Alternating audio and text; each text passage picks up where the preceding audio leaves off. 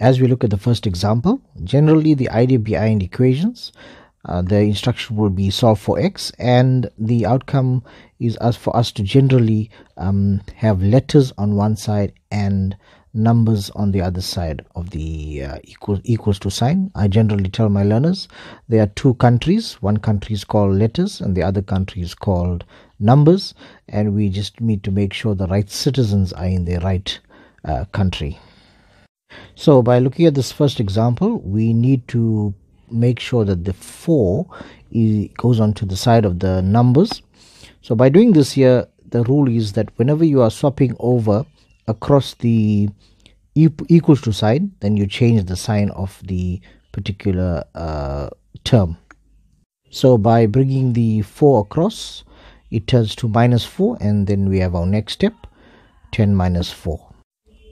There's nothing more we can do to the step, so we say 10 minus 4 and our answer is 6.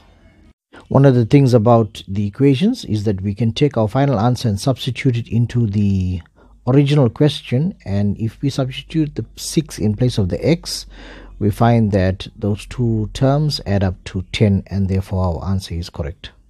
In this next example, we can swap the minus y, letters on one side and numbers on the other side, but before we do this, it is good practice to simplify a particular side before you make swaps. So in this case, you can see that 8 minus 5 can be simplified into 3. So let's do that first, and then we can cater for any swaps. Now if we keep to the principle of letters on one side and numbers on the other side, if we swap the minus y, we would end up with a positive y, which is what we want, and we can swap the 3 and make it into a -3. This brings us to a final answer. Know that there is other means of working out this example and other explanations, but for now we are trying to explain to you the simplest way in which you can understand this concept so you can gain some marks. But understand that anything that you can gain from your teacher and your tutors, by all means, please do. In this next example, I've introduced a number in front of the variable. You can see the 2m. So we will learn how to deal with this when it comes to equations. We have learned that numbers on one side and letters on the other side. So we will take the -3 onto the other side and it will become +3. Simplifying that, 21 plus 3 will get 24. That brings us to our next step. The method used for the number in front of a letter, the 2m, as indicated, what we do is we divide by the exact number we see in front of the letter. So if for some instance it was a minus, we will divide by a minus as well. As you can see by my next step, I've divided by the 2 that's in front of the m, and what you do on one side, you must do on the other side. This brings us to m is equal to 12. If we take the value of m and substitute it into the original formula, we will notice that we arrive at the answer 21 as indicated above. In this next example, we have letters on both sides and numbers on both sides. So basically we have to make sure that all letters stay on one side and numbers are on the other side. So we have to swap them across and remember to change the signs. This brings us to the next step, and in so doing we can see that we need to simplify each side. So let's do this. Now that we've simplified, you notice that there is a number in front of the x. So we've just learned how to eliminate this. And remember that whatever is in front of the x will be divided. So that will mean the -3 must be divided. This is done on both sides of the equation.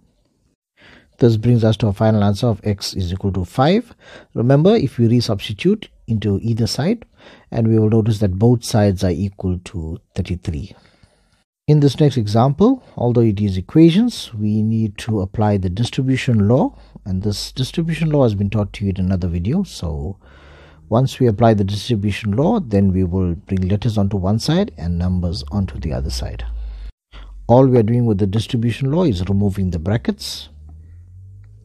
The brackets are removed by doing multiplication. For example, in the first bracket, we have 2 times x is 2x, and 2 times positive 5 is positive 10.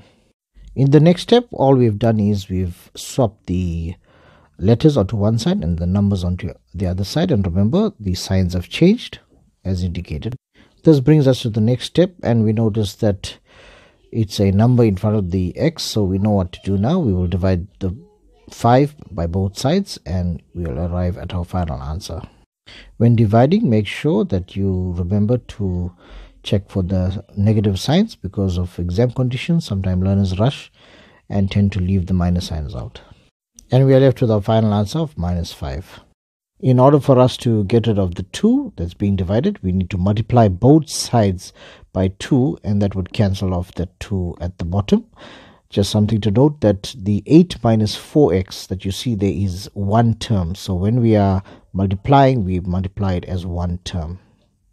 I've made this more clearer in the step here, and as you can see that we are multiplying by 2 on both sides, and we can easily see that we can cancel off the 2's on the left hand side. The bottom 2 and the top 2 can be cancelled off.